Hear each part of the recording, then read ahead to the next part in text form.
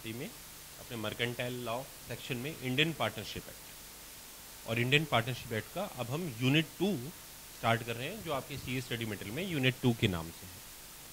इस पूरे यूनिट में आपको पढ़ने को क्या क्या मिलेगा? हाँ जी, आपको मिलेगा राइट्स। क्या मिलेंगे?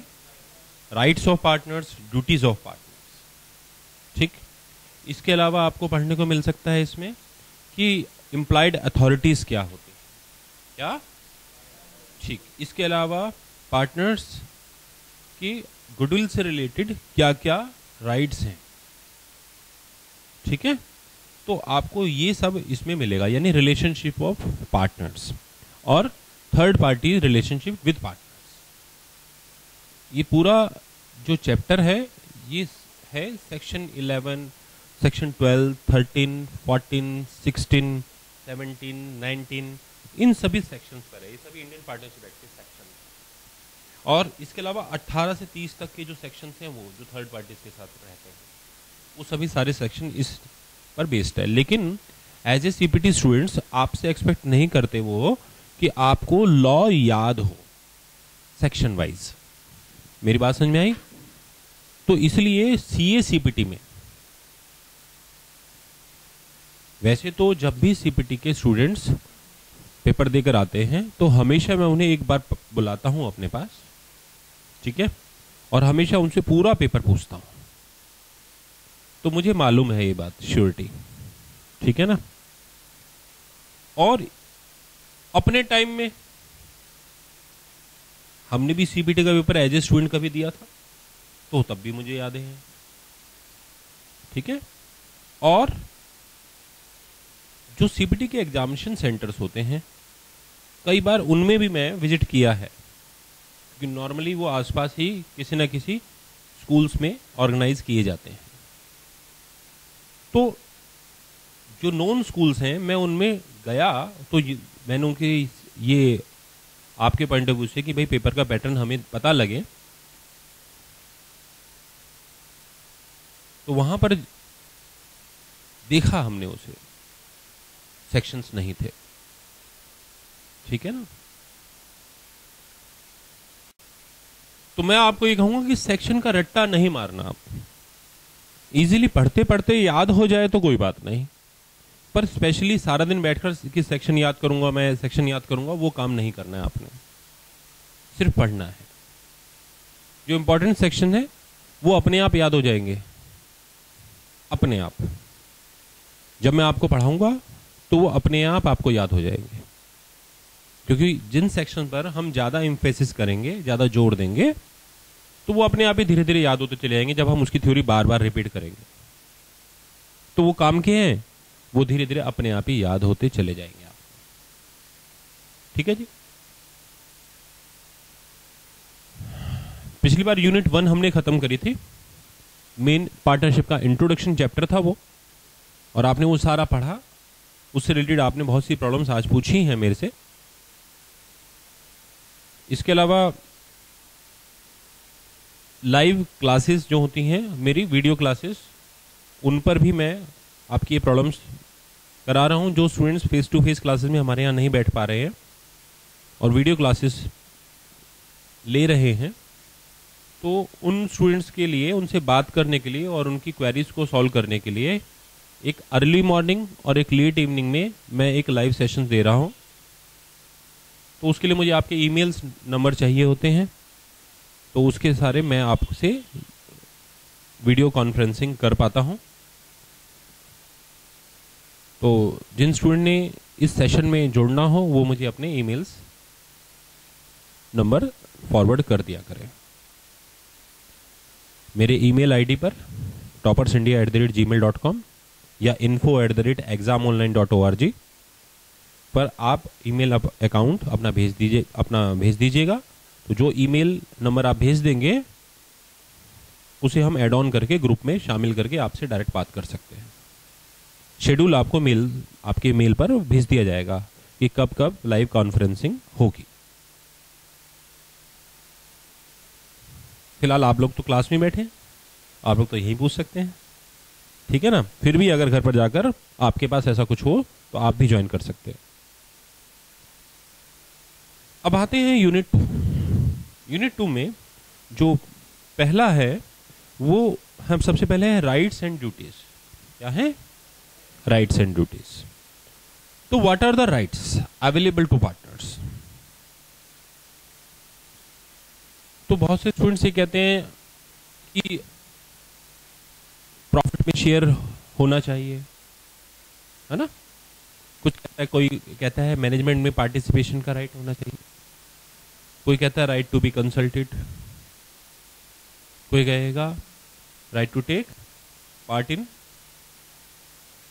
Business affairs, right to retire, right to revoke the admission of a new partner. ये सब आपने सब कुछ पढ़ा हुआ है ना। लेकिन हम इन्हीं को दोबारा आज पढ़ेंगे और इसमें कुछ और नई बातें ढूंढेंगे।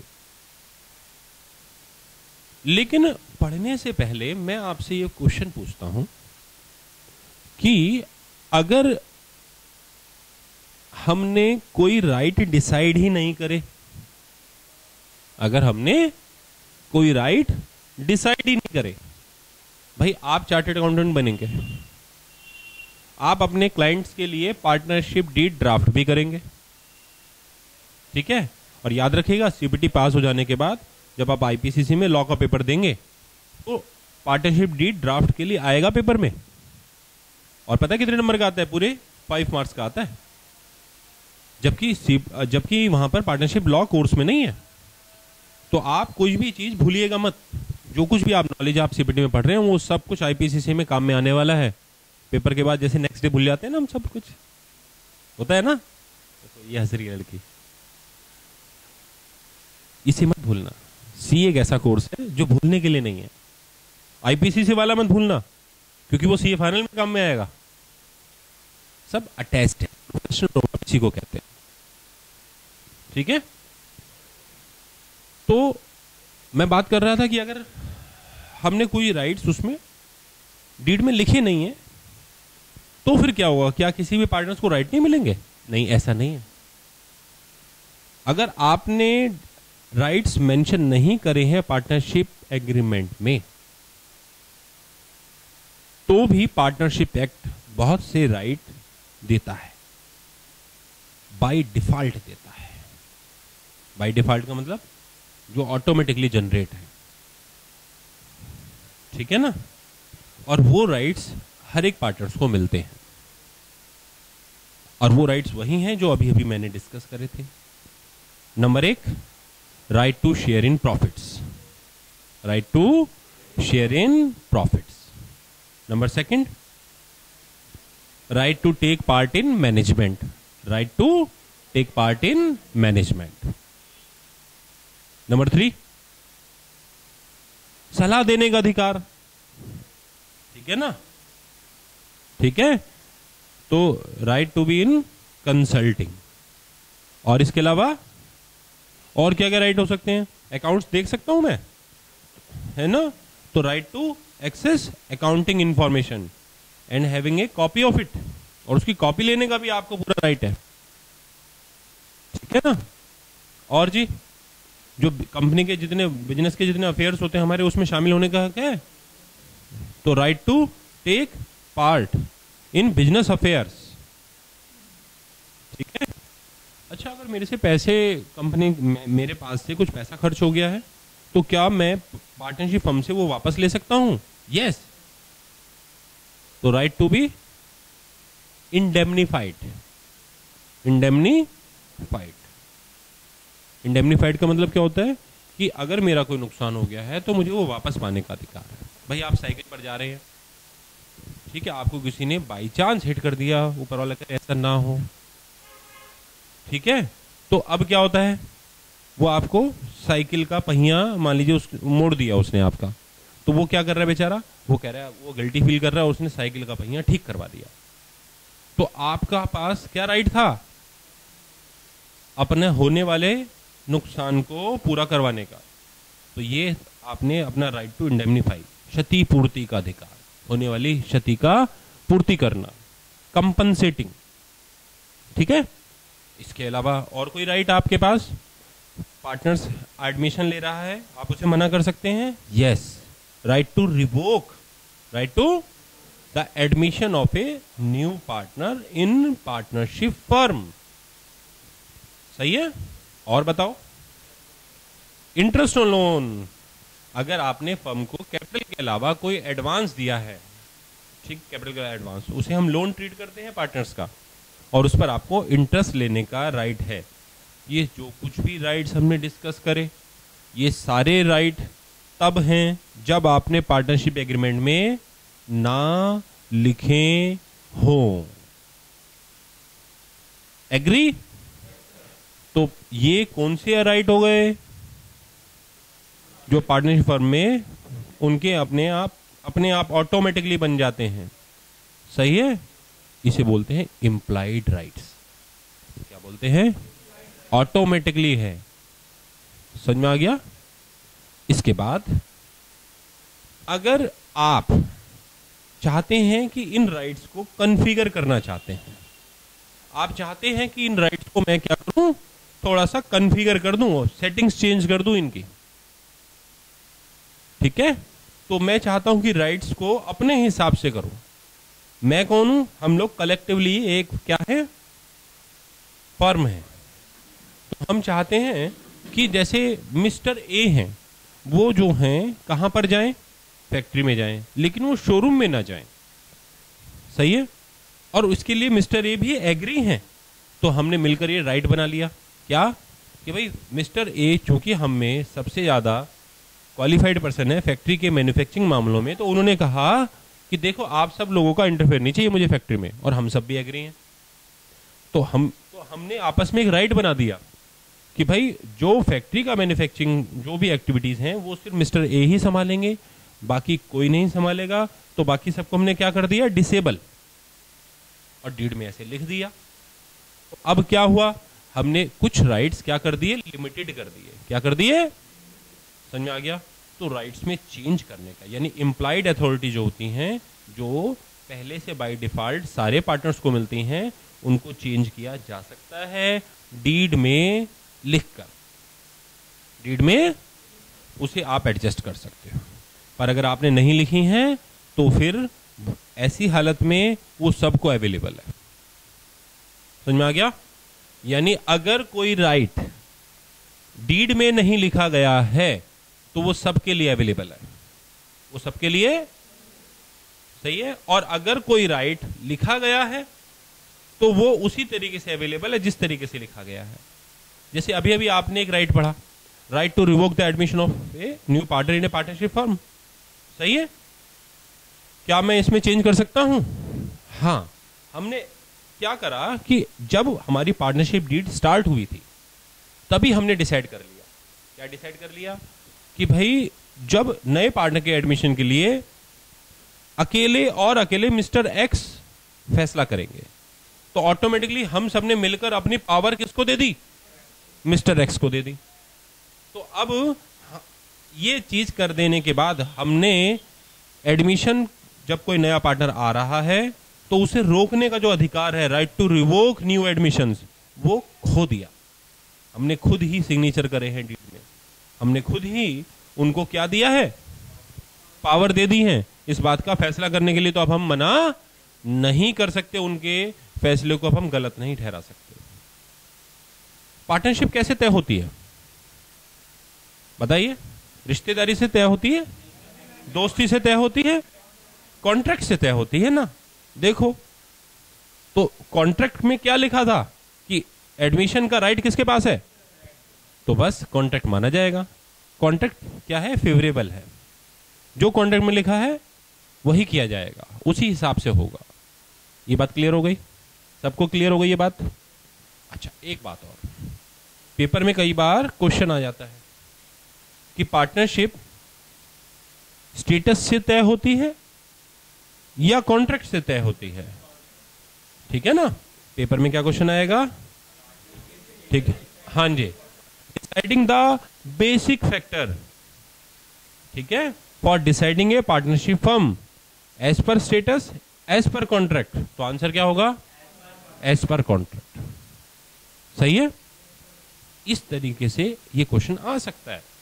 इसी तरीके से यानी पार्टनरशिप डीड में अगर हम कोई भी राइट्स को चेंज करते हैं, कम या ज्यादा करते हैं और लिख लेते हैं, तो वो ही माना जाएगा फेवरेबल। ठीक है, तो इसमें पहला पार्ट है right to take part in conduct of business.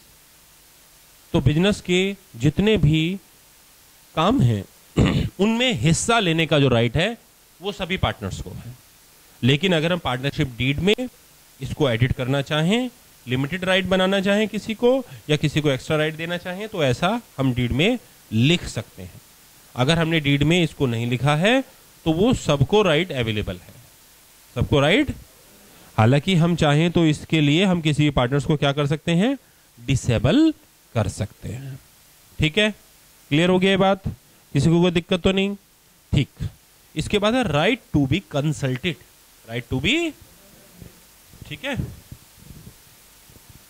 एक पार्ट इन बिजनेस, दूसरा है राइट टू बी कंसल्टेड। ठीक है जी, कंसल्टेड। अच्छा, अब एक बात है कि अगर एक ओपिनियन का डिफरेंस पैदा हो जाए, मान लीजिए 5 पार्टनर हैं और ओपिनियन का हो गया डिफरेंस, ओपिनियन का मतलब जो लोग आपस में सलाह लेकर चल रहे हैं, तो फिर ऐसी हालत में डिसाइड कैसे करेंगे, क्या मेजॉरिटी डिसाइड करेगी? तो इसमें है ना कुछ जो फैसले हैं वो तो मेजॉरिटी से डिसाइड होते हैं और कुछ में बिल्कुल मना है। जैसे कि नए पार्टनर का एडमिशन, वो मेजॉरिटी से डिसाइड नहीं हो सकता, पेपर में क्वेश्चन आता है। ठीक है ना, कि admission of their is a difference between the partners upon A admission of a new partner in the firm and shall be decided by any of the following. ठीक है, विच वन इज करेक्ट, तो उसमें correct choose करना है। तो उसमें majority लिखा हुआ होगा और एक लिखा होगा ऑल ऑफ द पार्टनर्स, तो कौन सा आप चुनेंगे? All of the partner. ये राइट देखिए, जो बिजनेस का एडमिनिस्ट्रेशन होता है, क्या होता है? एडमिनिस्ट्रेशन, वो तो मेजॉरिटी से डिसाइड होते क्या होते हैं। और जो कॉन्स्टिट्यूशन हो बिजनेस का, ठीक है, उनका अपने बिजनेस का अपना जो कॉन्स्टिट्यूशन है, जैसे कंपोजिशन जिसे आप बोलते हैं, अगर कोई भी राइट उसमें आ रहा है तो वो उसमें सभी पार्टनर्स की कंसेंट चाहिए होगी। इसे हम धीरे धीरे डिफाइन करेंगे। ठीक है, अभी एक बेसिक दिया है आपको सोचने के लिए, एक शब्द दिया ताकि आपको उससे समझाया जा सके। तो पहला राइट है right to take part in business, business में वो हिस्सा ले सकता है, बिजनेस के सभी कामों में हिस्सा ले सकता है, ये उसका राइट है किसी भी पार्टनर्स का। इसको लिमिटेड किया जा सकता है लिखकर, नहीं लिखा जाएगा तो सभी पार्टनर्स को राइट अवेलेबल है। और अगर किसी पार्टनर को राइट अवेलेबल नहीं है तो वो इसके लिए क्या कर सकता है? स्यू कर सकता है बाकी पार्टनर्स पर। ठीक है, पॉइंट क्लियर है। Right to be consulted, consult कर सकते हैं, वो आपस में एक दूसरे को कंसल्टेंसी दे सकते हैं, कंसल्टेंसी में एक दूसरे का हिस्सा लेंगे। सही है। और अगर कोई डिफरेंस हुआ तो आपस में कैसे डिसाइड करेंगे? मेजॉरिटी से। ठीक है, इसके बाद next right to access to books and accounts. Books and एक ही बात होती है वैसे तो, जो बुक्स एंड अकाउंट्स हैं आप मना नहीं कर सकते भाई आपको नहीं देखने को मिलेंगे, नहीं भाई मिल सकते हैं। क्या इसको चेंज किया जा सकता है? यस। कैसे? लिखकर, पावर को कम या ज्यादा लिखकर की जा सकती है। ठीक है। राइट टू रेम्यूनरेशन, क्या ये सही है?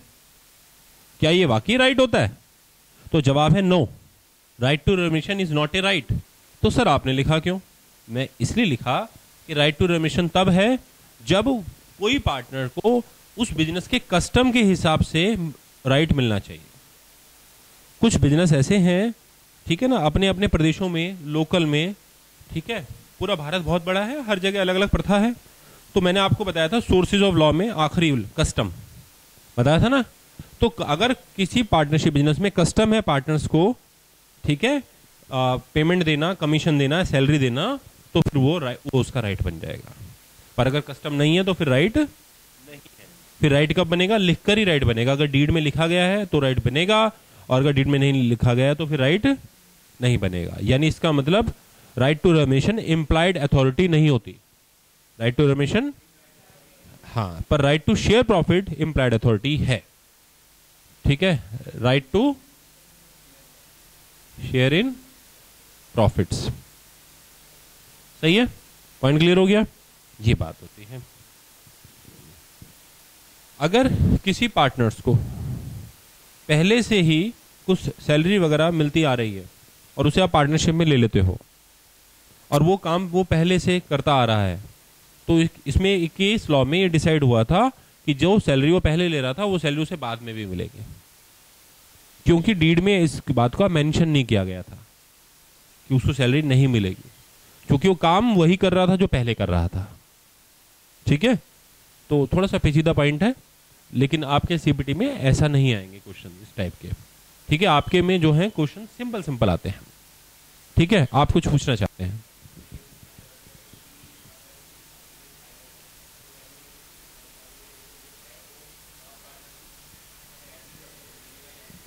इन्होंने कहा कि एग्रीमेंट अगर साइलेंट है, क्या है, तो एग्रीमेंट अगर साइलेंट है तो फिर उन्हें जो है रेम्युनरेशन मिलना है नहीं मिलना, भले ही सारे पार्टनर्स एग्री हो गए हैं।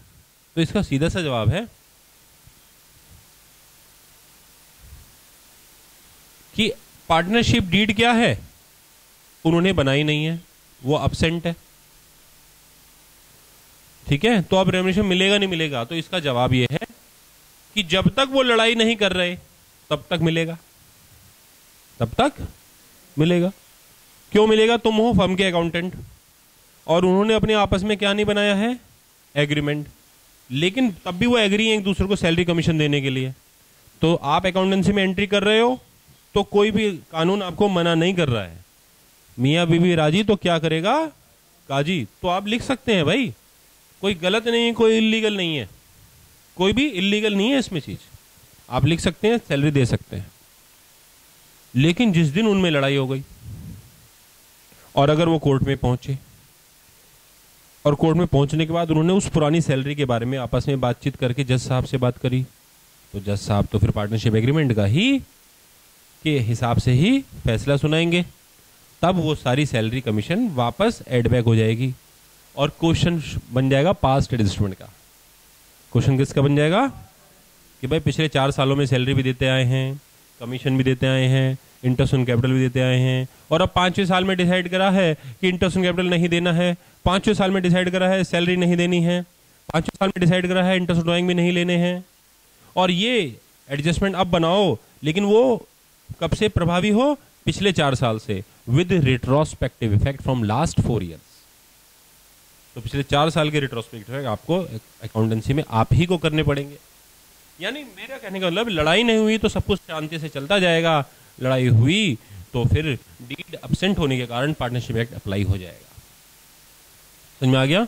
ये अकाउंटिंग अप्रोच हो गई। फिलहाल मैं वापस लॉ में आता हूं। ठीक है, तो अब इसके बाद आपको बताया मैंने राइट टू रेम्यूनरेशन। रेम्यूनरेशन तभी मिलेगा जब वो उस पार्टनरशिप में कस्टम हो। तो पेपर में क्वेश्चन आया हुआ है ऐसे एक बार, क्या है कि according to a custom in a partnership salary must be offer to a partners, but since there is no partnership deed about salary, so salary has been denied by the firm. ठीक है, now you are asked to decide whether salary has been offered or not. Salary should be offered or not. तो फिर आप क्या बताएंगे? तो आपका answer ये है कि एज पर कस्टम है ना, तो मिलनी चाहिए। तो वहां पर जो एक लिखा है यस, एक लिखा है नो, तो आप यस को चूज करेंगे। समझ में आ गया? और आपका यस करने के पीछे बेसिक रीजन क्या था? क्योंकि वहां पर पार्टनरशिप में क्या था, कस्टम था। सही है, क्लियर है। Interest on capital, interest on, देखिए usually interest on capital is not a right. ठीक है, it is not a implied authority, ये भी याद रखें। ठीक है, लेकिन अगर आप पार्टनरशिप डीड में इसे लिखते हैं तो आप इसे अपना राइट बना सकते हैं। हम जो कुछ भी लिख रहे हैं उसमें मैं ये नहीं कह रहा कि ये पार्टनर का राइट है, मैं ये कह रहा हूं कि इन सबको राइट आप बना सकते हैं डीड में, और कुछ ऐसे हैं जो ऑलरेडी बाय डिफॉल्ट राइट हैं। ठीक है, क्लियर है? इसके बाद interest on advance, interest on, अच्छा अकॉर्डिंग टू कस्टम अगर इंटरेस्ट ऑन कैपिटल मिलना चाहिए अकॉर्डिंग टू कस्टम, रीति रिवाज के हिसाब से, तो फिर ये राइट बन जाएगा। तो ये क्या बन जाएगा, राइट बन जाएगा। इंटरेस्ट ऑन एडवांस, एडवांस लिखा है मैंने, कैपिटल नहीं लिखा, तो इंटरेस्ट ऑन एडवांस राइट है, ठीक है। और कितना परसेंट है, 6% क्या है ये बच्चों, मिनिमम है, क्या है, यानी अगर आपने डिसाइड नहीं करा तो ये मिलेगा ही, और अगर आपने डिसाइड करा है 10% तो 10% आपका राइट है। अगर आपने डिसाइड करा है 5% तो 6 मिलेगा, 5 मिलेगा, नहीं फिर 5 मिलेगा। तो इसका मतलब मिनिमम मेरे को नहीं लिखना चाहिए। समझ में आया? मैंने बोला कि अगर लिख लिया, एडिट कर दिया, सेटिंग्स चेंज कर दी तो फिर वही अप्लाई होगा। समझ में आ गया? कंप्यूटर में सेटिंग्स चेंज करते हो, अपने मोबाइल में सेटिंग्स चेंज करते हो, तो फिर वही अप्लाई रहती है ना, जो कंपनी ने बाय डिफॉल्ट सेटिंग्स बनाकर भेजी हैं फिर वो मिट जाती है ना।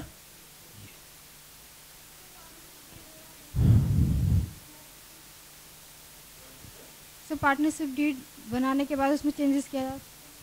अब देखो इनका जो क्वेश्चन है वो है कि क्या डीड्स में चेंजेस हो सकते हैं। तो बहुत देखो, आपका जो क्वेश्चन है वो इंडियन कॉन्ट्रैक्ट एक्ट से जुड़ा हुआ है। इसको मैं ऐसे करता हूँ कि जहाँ जहाँ आपने पार्टनरशिप बोला है उस इसको मैं रबड़ से मिटा देता हूँ, क्योंकि पार्टनरशिप क्या है, कॉन्ट्रैक्ट। तो मैंने रबड़ से मिटा दिया पार्टनरशिप और उस पर लिख दिया कॉन्ट्रैक्ट। तो अब इनका क्वेश्चन मैं अब अपनी लैंग्वेज में बोलता हूँ कि क्या एक बार कॉन्ट्रैक्ट बन जाने के बाद कॉन्ट्रैक्ट में चेंज किया जा सकता है।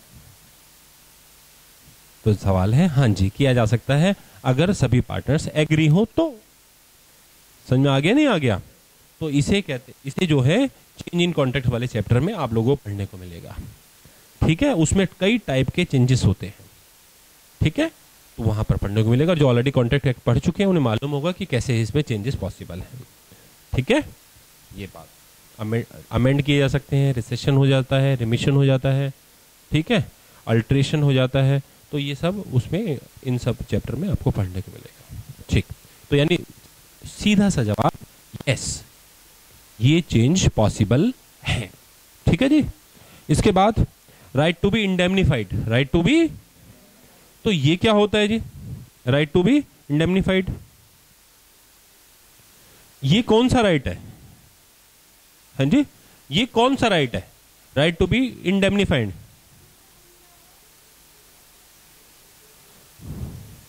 राइट टू इंडेमनीफाइड का मीनिंग हिंदी में क्षतिपूर्ति बोलेंगे। मैं आपको बताता हूं, क्षतिपूर्ति का मतलब है कि मैं जा रहा हूं, ठीक है, और मैंने किसी का नुकसान कर दिया।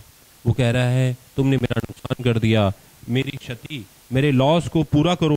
मैंने कहा मुझे, मैं तो अच्छा इंसान हूं, मैंने उसे तुरंत पैसे दे दिए। मैंने कहा ठीक है भाई, तेरे दिल की बददुआ नहीं लेनी मैंने। तो मैंने उसको क्या कर दिया, इंडेमनीफाई कर दिया।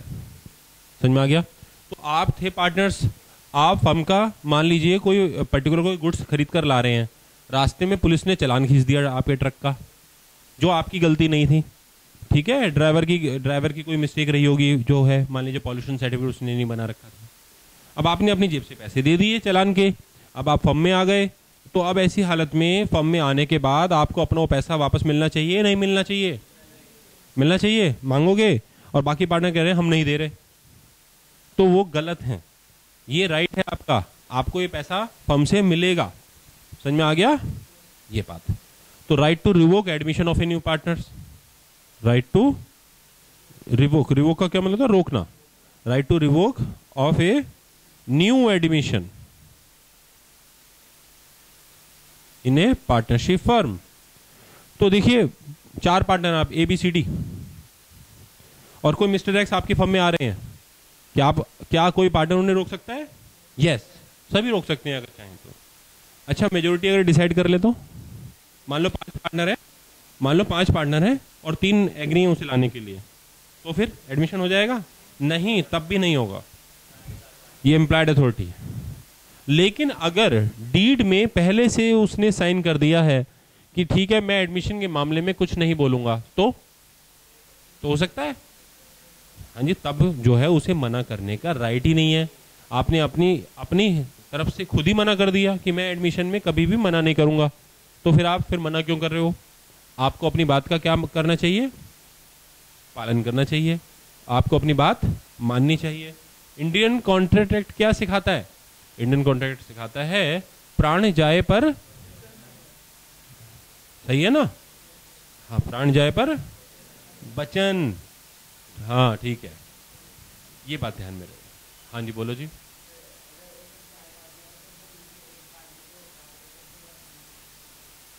अच्छा, अब ये है, इनका क्वेश्चन ये है कि अगर कोई पार्टनर्स, क्या क्वेश्चन है?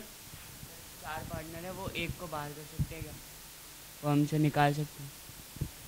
ये कह रहे हैं कि भाई, शिवम कह रहे हैं कि अगर कुछ पार्टनर्स हैं वो मिलजुल कर किसी पार्टनर्स को फर्म से बाहर कर सकते हैं।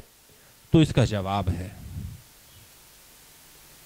नहीं, ऐसा नहीं कर सकते, अदरवाइज पार्टनरशिप सिक्योर नहीं रहेंगी। सही है ना? आप जब तक आप किसी पार्टनर को बाहर नहीं कर सकते, इसे बोलते हैं एक्सपेल्ड। क्या बोलते हैं? निष्कासित हिंदी में बोलते हैं। तो आप किसी पार्टनर को तब तक एक्सपेल नहीं कर सकते जब तक आपके पास जेन्युइन रीजंस ना हो। समझ में आ गया? जेन्युइन रीजंस के लिए आपको कुछ बातें पूरी करवानी पड़ेंगी। नंबर 1, आप लोगों का डिसीजन फर्म के बेनिफिट के लिए था, ठीक है, गुड फेथ बोलते हैं इसे। नंबर 2, आपने उस पार्टनर्स को इस बात के लिए नोटिस दिया और उससे सुनवाई भी करी, ठीक है ना? तो a reasonable hearing has been provided to him. तो आपने उससे कहा भाई ठीक है, आप इस पर अपना कारण स्पष्ट करो, इस मुद्दे पर, जिस मुद्दे पर हम लोग सोच रहे हैं, ठीक है? और आपने क्या करा उसके ऊपर? गुड फेथ में किया। किसमें किया? गुड फेथ में करा। और इसमें आपकी जो हो मेजॉरिटी हो, ज्यादातर पार्टनर्स की मेजॉरिटी हो, ठीक है?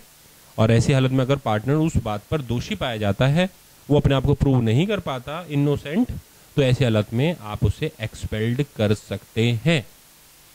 अब सवाल है, वो एक्सपेल के टाइम पर फर्म को बंद करवा सकता है? क्योंकि पार्टनर्स को राइट होता है फर्म को बंद करवाने का। तो क्या बंद करवा सकता है? नहीं। अगर आप ये बात प्रूव कर देते हैं तो फिर वो फर्म को बंद नहीं करवा पाएगा, लेकिन आप उसे उसकी पेमेंट जरूर देंगे पूरी, ठीक है? ये बात सही है। हाँ, अगर विलफुली उसने अपनी तरफ से कोई नुकसान किया है तो वो पैसा आप उसके अमाउंट में से, कैपिटल में से काट सकते हैं, ठीक है? समझ में आ गया यहाँ तक? अच्छा जी।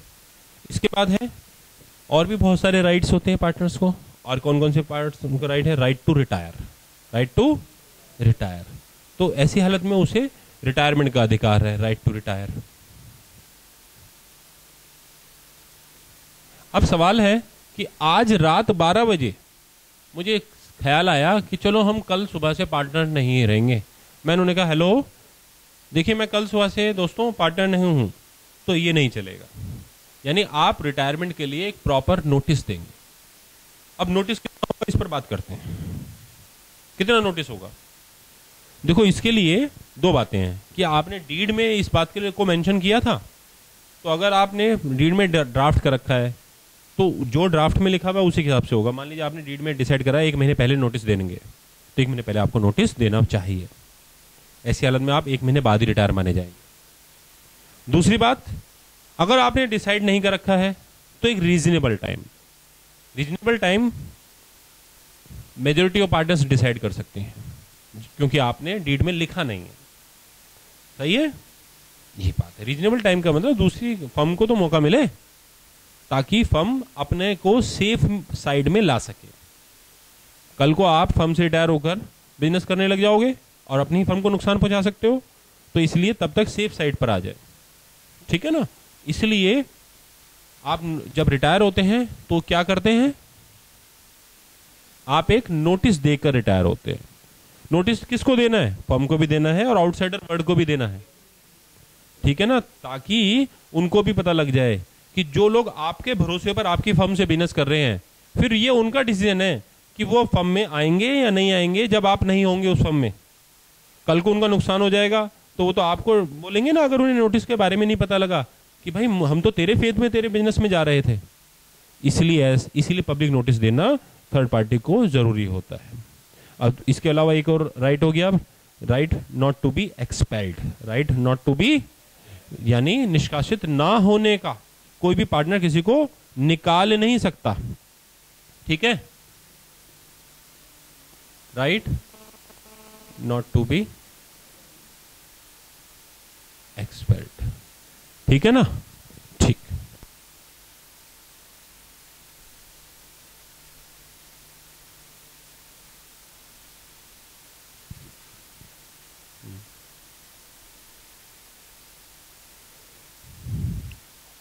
अब एक इंपॉर्टेंट पॉइंट और आता है, क्या कंपटीशन बिजनेस कर सकते हैं? ठीक है, कंपटीशन बिजनेस हो सकता है क्या? आप एक फर्म में हैं, क्लॉथ के बिजनेस में हैं आप लोग, और आप रिटायर हो जाते हैं, और रिटायर होने के बाद आप कंपटीशन बिजनेस करते हैं, तब हो सकता है, या फर्म के दौरान ही आप कंपटीशन बिजनेस कर सकते हैं? तो जब आप फर्म में पार्टनर हैं तब आप कंपटीशन बिजनेस नहीं कर सकते। ये साफ साफ लिखा हुआ है। ठीक है, कहां पर? पार्टनरशिप एक्ट में। लेकिन एक मेरी बात सुनिए आप, अगर मैं इसे डीड में लिख लूं तो, मैंने डीड में लिख लिया और तुम सब लोग एग्री हो गए, मैंने कहा देखो मैं तुम्हारा पार्टनर तभी बनूंगा जब मैं कपड़े का बिजनेस अलग से भी करता रहूं, तो ऐसी हालत में हो सकता है? ठीक है, ऐसी हालत में ये वैलिड होगा। क्यों? क्योंकि पार्टनरशिप किससे पैदा होती है? कॉन्ट्रैक्ट से, और कॉन्ट्रैक्ट के समय पर आप लोगों ने मेरे को इस बात की क्या दे दी? ग्रांट दे दी, छूट दे दी। तो ऐसी हालत में क्या हुआ? अब आपको बात माननी चाहिए। मेरी बात समझिए, इसका ये मतलब हुआ कि कॉन्ट्रैक्ट बता रहा है कि बाकी पार्टनर्स को पहले से मालूम था कि वो कंपटीशन बिजनेस कर रहा है या करेगा। मतलब मैं गलती पर नहीं था, I am not at my mistake. ठीक है ना, मैंने आप लोगों को पहले से इस बात के लिए बता दिया था, कॉन्ट्रैक्ट एक्ट ये कह रहा है, और ये सब जानते बूझते हुए आपने पार्टनरशिप करी। चलिए मैं अब इसी पॉइंट पर थोड़ा सा और जाता हूं अंदर। इसमें ये लिखा हुआ, अगर ये बात बताइए कि अगर आप लोगों ने डिसाइड नहीं करा, मैंने भी डिसाइड नहीं करा, ठीक है, हमने लिखा नहीं कुछ, तो अब फिर नियम क्या है? फिर नियम ये है कि आप कंपटीशन बिजनेस नहीं कर सकते। आप कंपटीशन बिजनेस नहीं कर सकते। और अगर आप कंपटीशन बिजनेस करेंगे, अगर आप कंपटीशन बिजनेस, तो जो प्रॉफिट हो जाएगा उस प्रॉफिट पर आपका राइट अकेले का नहीं है, हम सबका है। समझ में आ गया? ये कहां लिखा हुआ है? पार्टनरशिप एक्ट में लिखा हुआ है। लेकिन अगर लॉस हो गया तो वो लॉस केवल और केवल तुम्हारा है, हम सबका नहीं है। ये कहां लिखा हुआ है? पार्टनरशिप एक्ट में। समझ में आ गया? तो if any partner, if any, हाँ जी, conduct any competition business and earn some profit, that profit shall be shared by all of the partners. But if he suffers any loss, then such loss shall be suffered only by him, not by the firm. It is mentioned in Indian Partnership Act. सही है? ये किस case में लिखा हुआ है? ये लिखा हुआ है कंपटीशन बिजनेस के मामले में। सही है? और अगर कंपटीशन बिजनेस की पावर किसी पार्टनर्स को दे दी गई है तो फिर ये लॉ, ये सेक्शन अप्लाई नहीं होगा, क्योंकि आपने पावर ऑफ अटॉर्नी साइन कर दी पार्टनरशिप डीड में, आपने अपने आप ही पावर दे दी उन्हें। समझ में आ गया? क्लियर है? अच्छा, अगर कोई पार्टनर रिटायर हो जाता है तब कर सकता है बिजनेस? यस। अगर कोई पार्टनर फर्म से रिटायर हो जाता है तो वो बिजनेस कर सकता है, कंपटीशन बिजनेस कर सकता है। ठीक है? क्या हम उस पर रिस्ट्रिक्शन लगा सकते हैं? नहीं। लेकिन अगर पार्टनरशिप डीड में हमने पहले से ही इस बात शामिल कर ली थी कि अगर हम में से कोई रिटायर होगा तो फिर वो कभी भी ये पार्टनरशिप बिजनेस नहीं करेगा, तब हो सकता है? तब तो नहीं कर सकता ना? नहीं, आप सब गलत हैं। कर सकता है। अगर पार्टनरशिप डीड में आपने ये लिखा है, ध्यान दीजिए, कि जब तुम फर्म से रिटायर हो जाओगे, सब बच्चे ध्यान दीजिए, ठीक है, कि अगर पार्टनरशिप फर्म के बिजनेस में ये साफ साफ लिखा हुआ है कि रिटायर होने के बाद तुम कभी बिजनेस नहीं करोगे, तो रिटायर होने के बाद भी वो बिजनेस कर सकता है। अब आप कहेंगे सर वो प्राण जाए वचन ना जाए, वो सब कहानी कहां गई, वो इंडियन कॉन्ट्रैक्ट कहां गया? तो इसका जवाब है कि देखिए, कुछ राइट्स ऐसे हैं जो सबको अवेलेबल है। इंडियन कॉन्स्टिट्यूशन एक्ट, भारतीय संविधान कुछ अधिकार देता है, कुछ अधिकार देता है। उनमें एक है right to business, right to speak, right to education, right to religion. समझ में आया नहीं आया? तो ऐसी हालत में बिजनेस करने का देखो सबको अधिकार है, इसलिए वो आप उसे बिजनेस करने से रोक नहीं सकते। तो अब उसका रास्ता क्या है? रास्ता कानून ने निकाला हुआ है, इंडियन पार्टनरशिप एक्ट में ही निकला हुआ है कि आप ऐसे टाइम में उस पर एक लिमिटेशन लगा सकते हैं। क्या लगा सकते हैं? लिमिटेशन। मैथमेटिक्स में लिमिटेशन पढ़ी है ना, वैसे लिमिटेशन लगा सकते हैं। लिमिटेशन क्या? आप लिमिटेशन उसमें लगा सकते हैं, टाइम की लिमिटेशन और डिस्टेंस की लिमिटेशन। आप उसे कह सकते हैं कि भाई आप इंडिया में कारोबार नहीं करेंगे, आप उसे कह सकते हैं 2 साल तक कारोबार नहीं करेंगे, तो ये वैलिड है, यानी इसके बाद वो बिजनेस कर सकता है। ठीक है, तो आप टाइम की लिमिटेशन या डिस्टेंस की लिमिटेशन लगा देंगे तो ये कंडीशन पूरी तरीके से वैलिड होगी, सही होगी। हाँ जी, क्या वो अपने फर्म का नाम अपना सकता है बिजनेस में? अब फर्म का नाम क्या वो यूज कर सकता है? नहीं जी, फर्म का नाम नहीं यूज कर सकता रिटायरमेंट के बाद। ठीक है, क्यों? क्योंकि फर्म का नाम अगर वो यूज करेगा तो इसका मतलब फर्म की गुडविल यूज कर रहा है, तो ऐसा वो नहीं कर सकता। ठीक है, क्योंकि रिटायरमेंट के समय पर सभी ट्रीटमेंट आप लोगों ने कर लिए हैं। बात क्लियर हो गई? लेकिन अगर वो फर्म की गुडविल खरीदना चाहे तो पेमेंट करके खरीद सकता है। समझ में आ गया? ये बात क्लियर हो गई? ठीक, हाँ जी बोलिए। रिटायरमेंट के टाइम पर एक पार्टनर गुडविल कैरी नहीं करता, ठीक है जी, तब भी वो फर्म का नाम क्या यूज कर सकता है? नहीं, तब भी नहीं कर सकता, क्योंकि जो एक ऐसा करने पर होता क्या है, ऐसा करने पर एग्जिस्टिंग फर्म का लॉस हो जाएगा, तो इसलिए ऐसा नहीं होगा। सही है ना? इसलिए तो वो ऐसे फर्म के नाम को यूज नहीं कर सकता। बिजनेस कर सकता है, फर्म के नाम को यूज नहीं कर सकता। मेरी बात ध्यान से सुनिए, बिजनेस कर सकता है, फर्म के नाम को यूज नहीं कर सकता, क्योंकि फर्म का नाम क्या है? कलेक्टिव है, और वो उसका पार्ट नहीं रहा, तो वो अलोन उस कलेक्टिव नेम को यूज नहीं कर सकता। ये बात क्लियर हो गई? अच्छा, इसमें भी ना कई लॉज हैं, जैसे कि फर्म का नाम, फर्म के नाम पर क्या आपका लीगल राइट है? बात को समझिए, तो इंडियन ट्रेडमार्क्स एक्ट के अकॉर्डिंग अगर आपने फर्म का नाम ले रखा है तो फिर अलोन आप ही हैं, फिर तो होलसेल को यूज ही नहीं कर सकता। आपने देखा होगा कि कई जगह, जरा फोकस किया जाए यहां पर,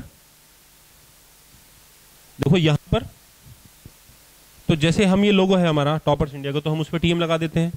ठीक है ना? जरा स्टडी मटेरियल दिखाना जरा हमारा। ये देखिए, जो आपको बुक्स दी गई हैं, बुक्स दी गई हैं आपको, तो इसमें हमारे 2 लोगो हैं। एक है हमारा यहाँ टॉपर्स इंडिया का लोगो, और एक है हमारा debit credit classes private limited का नाम, जिस कंपनी के अकॉर्डिंग ये संस्था चलती है। तो आप ये देखें कि यहां पर ये क्या लिखा हुआ है? टीएम। टीएम का मतलब ट्रेडमार्क राइट्स। इसका मतलब ये जो है, ये नेम ट्रेडमार्क राइट्स में अवेलेबल है हमारे पास। इसका मतलब कोई और आदमी इस नाम को यूज करेगा तो हम उस पर कैपिटल पनिशमेंट लगा सकते हैं। समझ में आ गया? अगर वो उसने इस नाम को यूज करा तो हम उससे क्या मांग सकते हैं? कंपनसेशन। उसे मेरा कौन सा राइट बन जाएगा? इंडेमनिफाइड का। ठीक है, मुझे इंडेमनिफाई कीजिए। समझ में आ गया? क्लियर हो गया? ठीक, ये बुक सबको मिल चुकी है आप सबको? ठीक है।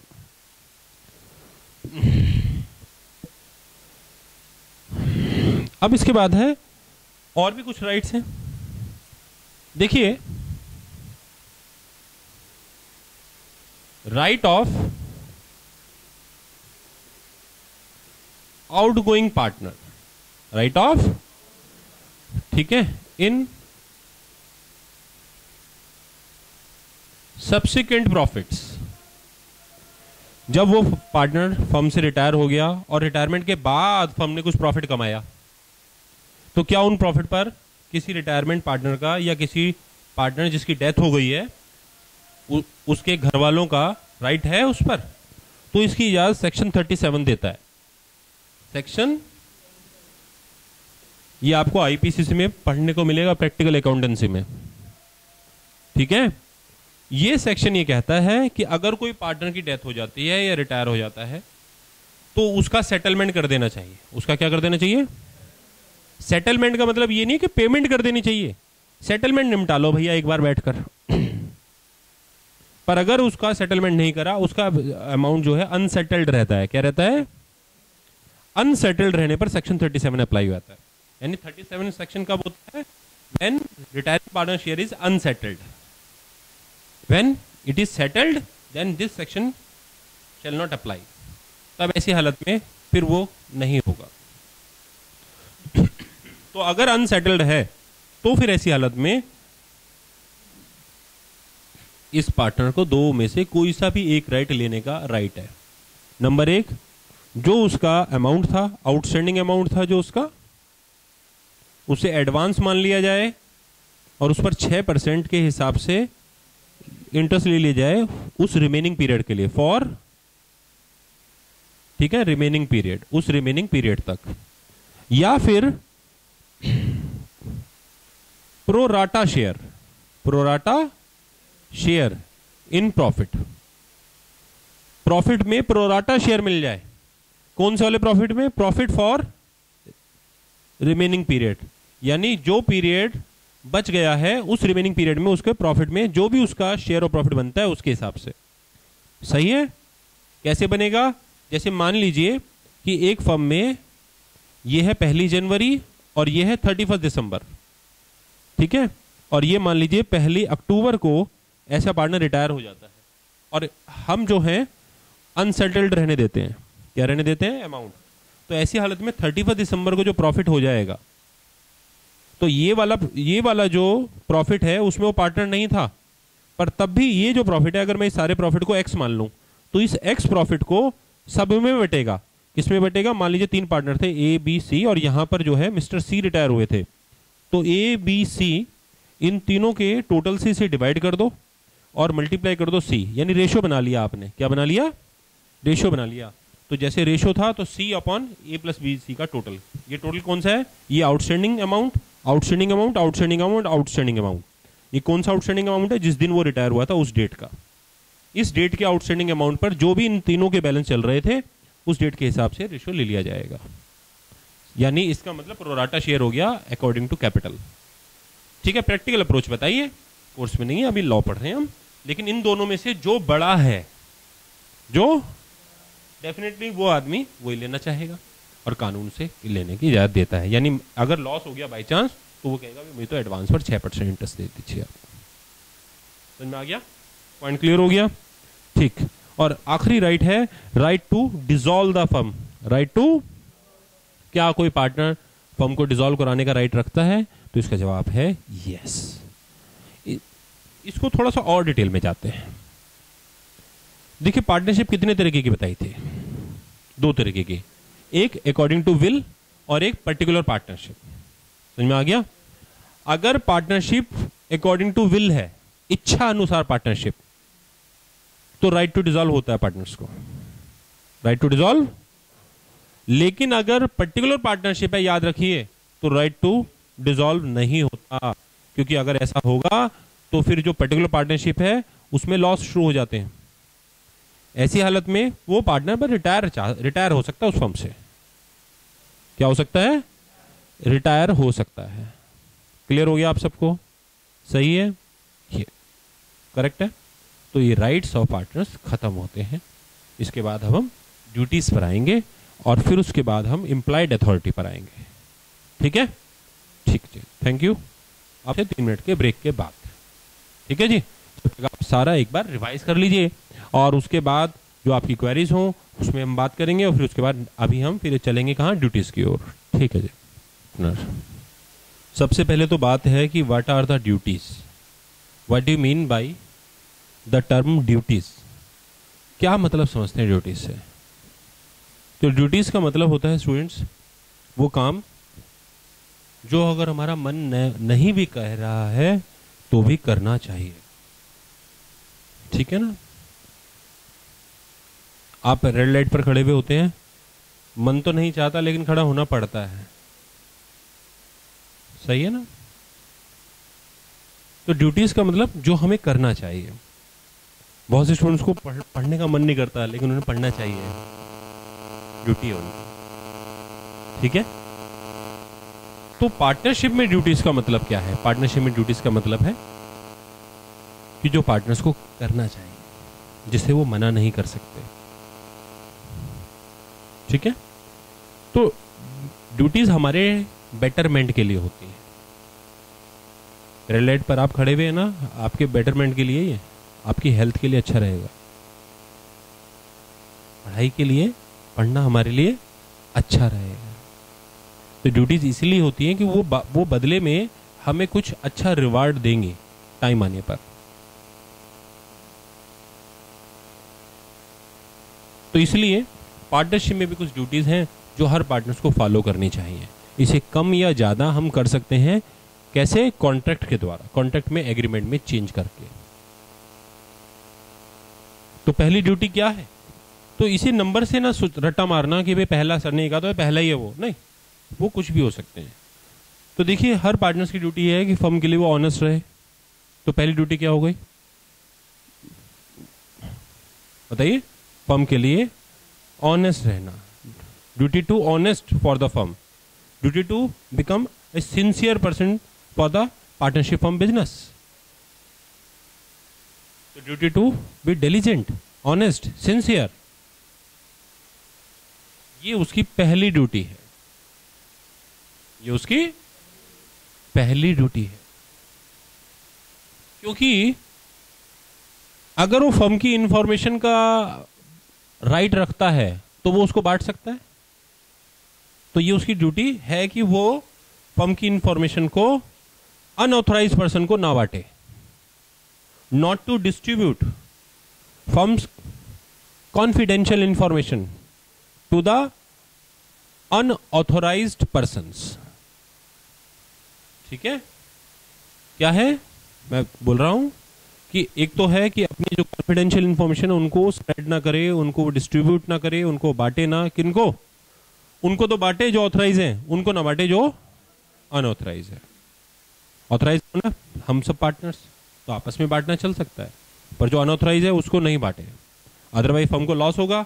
और अगर कोई लॉस होता है तो उसके लिए वो पर्सनली लायबल होगा, बाकी पार्टनर उससे वो लॉस उससे ले लेंगे। ये बाकी पार्टनर्स का क्या है? Right to indemnify. समझ में आ गया? और ये इस पार्टनर का क्या है? ड्यूटी। समझ में आ गया? ये क्या है? Duty. Duty to indemnify the firm. समझ में आ गया? अगर उसके कारण कोई उसकी जानबूझ के विलफुली अगर वो कोई लॉस करता है, if any partner wilfully makes a loss, wilfully, not for his official duty, जानबूझ के लॉस करता है, intentionally. If any partner makes a loss intentionally, it means for such loss he is personally liable. He is personally liable. ठीक है जी, clear है? और अगर ऐसा कोई लॉस होता है तो वो उसे इंडेमनीफाएगा। It is his duty to indemnify such loss to the firm. अगर फर्म की आप एसेट यूज कर रहे हो, आपने एसेट यूज कर ली, उसकी फर्म की कोई कार यूज कर ली और उसे पर्सनल बेनिफिट उठा लिया, तो ऐसी हालत में ये किसी का राइट नहीं है, याद रखिए। अब आप कहेंगे सर फर्म में तो पैसा हमारा लगा हुआ है, तो हम फर्म की कार, फर्म की कोई भी प्रॉपर्टी पर्सनली यूज क्यों नहीं कर सकते? We are partners. नो, ये फर्म की प्रॉपर्टी है, फर्म की प्रॉपर्टी आप यूज नहीं कर सकते।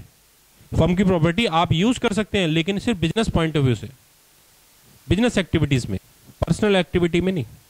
If you are using firm's assets for your personal purpose, then you have to compensate the firm. Compensate the firm को आपको उसको कंपनसेशन देना पड़ेगा।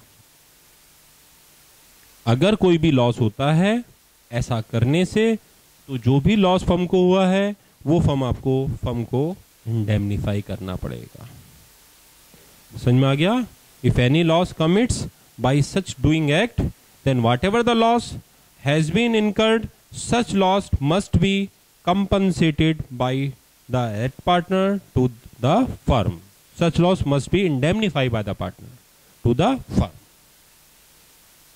ये बात याद रहे, ठीक है जी? क्लियर है? तो आप फर्म की एसेट्स को यूज नहीं कर सकते, और अगर आप एसेट्स यूज कर रहे हैं और उस एसेट्स में कोई इंक्रीमेंट होता है, क्या होता है? अरे आप जो हैं क्या ले गए थे? आप ले गए थे फर्म की गाय अपने घर पर और उसने दे दी बछिया, तो अगले दिन आप गाय नहीं लौटाएंगे, गाय के साथ बछिया भी लौटाएंगे। इंक्रीमेंट जो भी हुआ है वो भी आपको वापस करना पड़ेगा। समझ में आ गया आप लोगों को? क्लियरिटी है बात में? तो इंक्रीमेंट जो है वो भी फर्म का है, वो आपका नहीं। आपने ये नहीं कह सकते कि जो लिया था वही लौटाऊंगा, वो फर्म का राइट। समझ में आ गया?